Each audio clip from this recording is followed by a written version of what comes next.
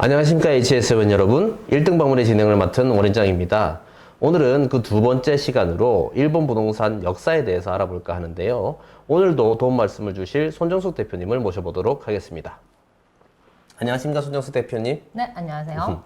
저번 방송에 나오고 주변 반응은 어떤가요? 네, 주변에서는 재미있다고 난리가 났습니다. 하지만 제 개인적으로는 조금 더 노력해야 되지 않을까 생각하고 있고요.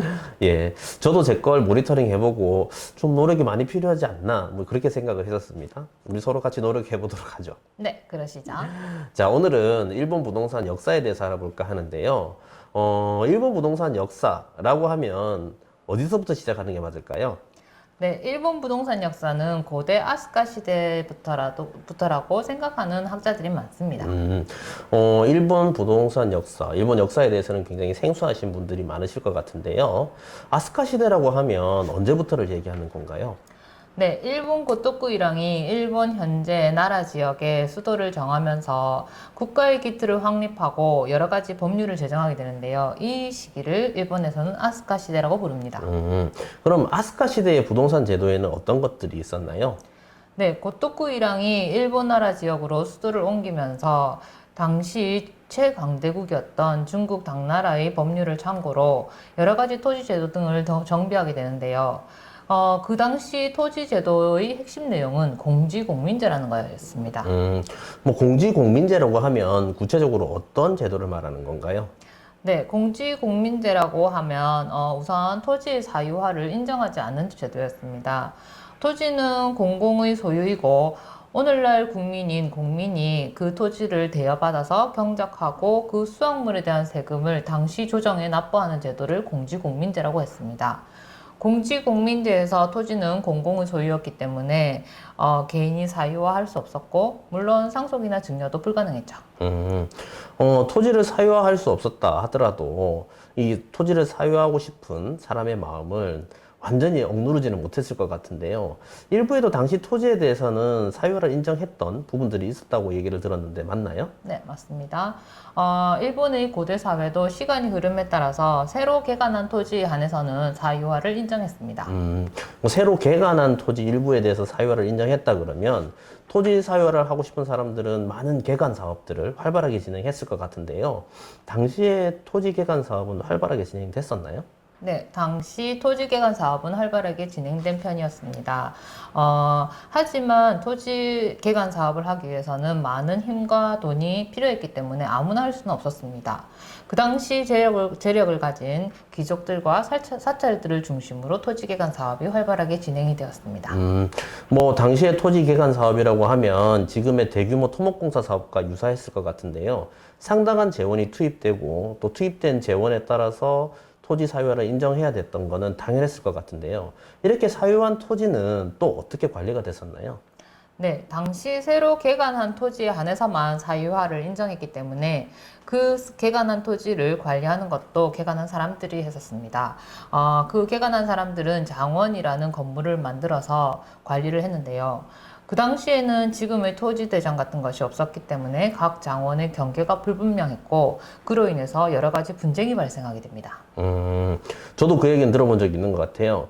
그 각 장원의 경계, 분쟁의 문제로 있어서 일본의 사무라이라는 계급들이 탄생했다라는 그 얘기를 들은 적이 있는데요. 그 얘기를 말씀하시는 건가요?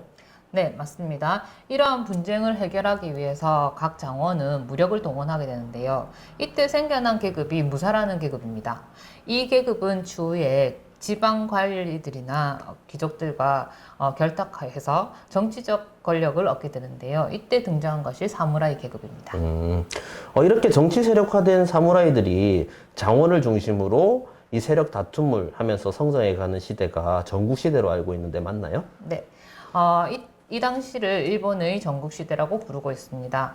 전국시대에서는 일본은 166개로 쪼개져 있었고요. 뭐 166개 같으면 굉장히 많은 숫자로 쪼개져 있었던 것 같은데요. 영혼 난세에 난다 뭐 이런 얘기가 있지 않습니까? 당시에도 이런 일본의 분열된 난세를 통일하는 영웅이 나타났을 것 같은데요. 누가 나타났죠? 네. 이러한 혼란스러운 시대를 종식시키고 일본을 통일한 사람은 우리도 잘 알고 있는 임진왜란의 주범인 토요토미 히데요시입니다.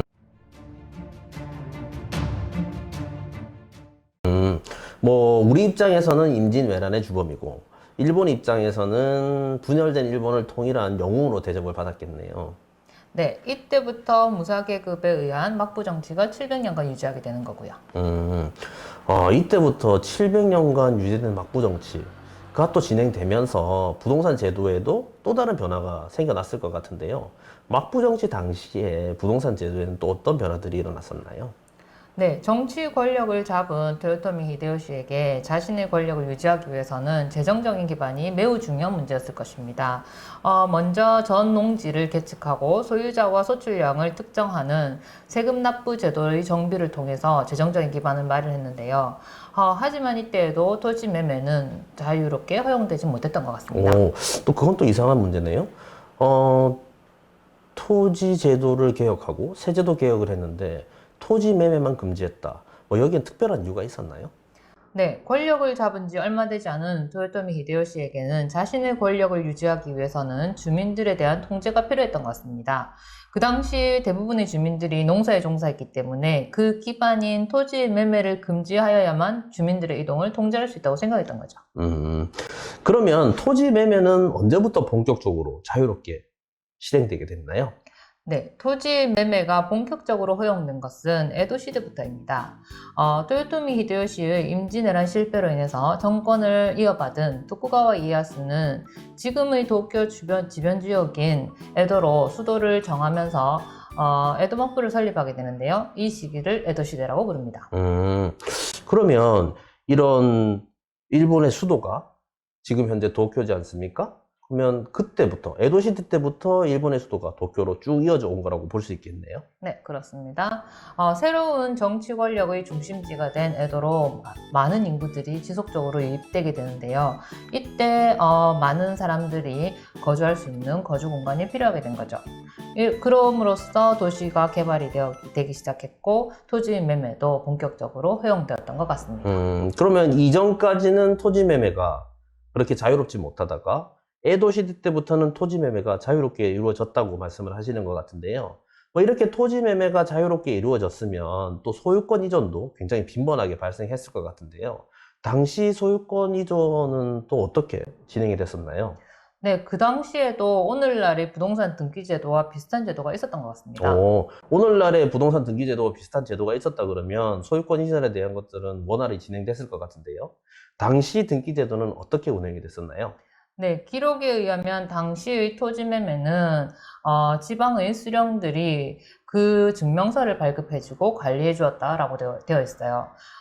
당시 토지 매매를 하기 위해서 각 지방의 수령들 집에 증인 5명과 함께 계약을 하고 그것을 증명하기 위해서 코켄이라는 권리증을 발급해 주었다라고 되어 있습니다. 오늘날의 부동산 중개사무소와 등기소의 역할을 지방 수령들의 집이 담당했던 것 같습니다. 그러면 당시에 유통되었던 부동산에는 또 어떤 종류들이 있었나요? 네. 당시 주로 거래되었던 부동산은 주택지와 상업지가 대부분이었습니다. 에도로 몰려든 많은 사람들 때문에 주거용지나 상업용지가 많이 부족했었는데요. 그 당시 에도의 땅 대부분인 80%를 사찰이 소유하고 있었기 때문에 나머지 20%의 토지에 사람들이 모여 살아야 되었기 때문에 토지를 집약적으로 이용할 수밖에 없었습니다. 오늘날의 공동주택 같은 건물도 그 당시 많이 지어졌고요. 뭐 오늘날의 공동주택 같은 건물들이 그 당시에 많이 지어졌다 그러면 토지의 매매뿐만이 아니라 공동주택의 임대 수요에 관련 내용도 굉장히 많이 증가했을 것 같은데요. 뭐 이런 업무들이 증가하다 보면 이런 업을 전문적으로 담당하는 전문업자도 생겨났을 것 같은데요. 어땠나요? 네, 이때부터 부동산을 전문적으로 중개하는 구찌레교샤와 부동산 전문 임대 관리를 하는 카몰이라는 직업이 생겨나게 되었습니다. 이들은 서로 부동산에 대한 정보를 문서로 만들어서 독점적으로 이용했다고 합니다. 당시에도 그런 부동산 업자들 사이에는 부동산에 관련된 정보를 서로 교환하는, 독점적으로 교환하는 그런 서류들이 있었던 것 같네요. 그럼 이런 서류들 내용, 그러니까 부동산 정보에 관련된 내용에는 또 어떤 내용들이 있었나요? 네, 기록에 의하면 당시 부동산 업자들끼리 공유한 정보에는 토지의 모양, 가격, 수익성 등에 대한 내용이 담겨 있었다고 합니다. 여기서 재미있는 내용이 있어서 말씀을 드려볼까 하는데요. 그 당시 기록에 의하면 길모퉁이의 땅이 다른 땅에 비해서 비싸게 거래되었다는 내용이 있습니다. 오늘도 길모퉁이의 땅이 다른 땅에 비해서 비싼 편인데요. 그 당시 길모퉁이의 땅이 비쌌던 이유는 다른 땅보다 화재의 위험이 적어서 그렇다고 합니다. 그 당시 건물은 모두 목구조로 되어 있었기 때문에 화재에 취약한 편이었는데요. 길모퉁이에 있는 건물은 상대적으로 다른 건물의 화재로부터 안전한 편이었고 불이 났을 때도 진화가 쉬운 편이라서 그렇게 비쌌다고 합니다. 뭐 당시나 지금이나 길모퉁이의 땅이 비싼 데는 다 이유가 있었네요. 뭐 이렇게 전문업자들이 부동산 중개를 계속 진행하는 과정에서 보면 이 전문업자들이 중개 보수를 받았을 것 같은데요. 이 중개 보수에 관련한 기록도 혹시 남아있나요? 네, 당시 전문 임대관리업자인 카모리에 대한 기록이 남아 있습니다. 카모리는 집주인 대신에 건물을 임대 관리해주고 수수료를 받았는데요. 수수료 이외에도 자신이 관리하고 있는 건물에서 나오는 인분을 모아서 처리할 수 있는 이권이 있었다고 합니다. 그 당시는 농경사회였기 때문에 농작물 생산에 중요한 비료가 되었던 인분을 모아서 처리할 수 있는 권리는 큰 이권이었다고 합니다. 실제로 인분의 독점적 처리를 통해서 큰 이익을 본 카모리들도 있었다고 합니다. 그럼 아까 말씀을 하실 때 이 토지 매매가 본격적으로 이루어졌던 때는 에도 시대라고 하셨고, 에도는 지금의 도쿄 주변이라고 하셨는데요. 그럼 도쿄라는 명칭은 구체적으로 언제부터 사용됐던 건가요? 네, 도쿄라는 명칭은 1868년 일본이 왕정으로 복귀하면서 에도로 입성하게 되는데 그때 명칭을 도쿄라고 부르면서 생겨나게 됐습니다. 이 시기를 메이지 유신이라고 하고요. 네, 그때를 그 유명한 메이지 유신이라고 하는군요. 근데 여기서 또 한 가지 궁금한 점이 생기는데요. 700년이나 유지해왔던 막부의 정치 권력이 갑작스럽게 왕으로 넘어가면서 도쿄라는 명칭을 사용했다. 이렇게 말씀을 하셨던 것 같은데, 이 정치 권력이라는 게 사실 10배 이전이 되고 하는 그런 것이 아니지 않습니까? 700년간 이어오던 막부 정치의 정치 권력이 왕으로 다시 복귀되는 데는 특별한 이유가 있었나요? 네, 여러 가지 요인들이 있겠지만 가장 직접적인 요인으로는 에도 막부가 일본 국왕의 허락 없이 미국, 영국, 프랑스, 네덜란드와 강화 조약을 맺게 되는데요. 이에 반발한 반막부 세력이 직결하면서 에도 막부와 싸우게 되는데 이 싸움에서 에도 막부가 패하게 됩니다. 그로 인해서 일본에서는 막부 정치는 막을 내리게 되고 왕정으로 복귀하게 되는 거죠. 그 후 사무라이는 세력을 잃고 사라지게 되는 겁니다. 뭐 정치 권력을 이양받은 왕실의 입장에서는 뭐 정치, 경제, 사회, 문화적으로 많은 변화를 한번 시도했을 것 같은데요. 메이지 유신 이후로 일본 사회에는 또 어떤 변화들이 일어났었나요? 네, 메이지 유신을 계기로 일본에서는 부동산 제도뿐만 아니라 많은 분야에서 엄청난 변화를 겪게 됩니다. 새로운 서양 문물을 받아들이는 개화가 이때부터 시작되었다고 볼 수 있습니다. 지금의 일본의 부동산 제도는 그 당시 만들어진 것을 그대로 사용하고 있다고 보시면 됩니다.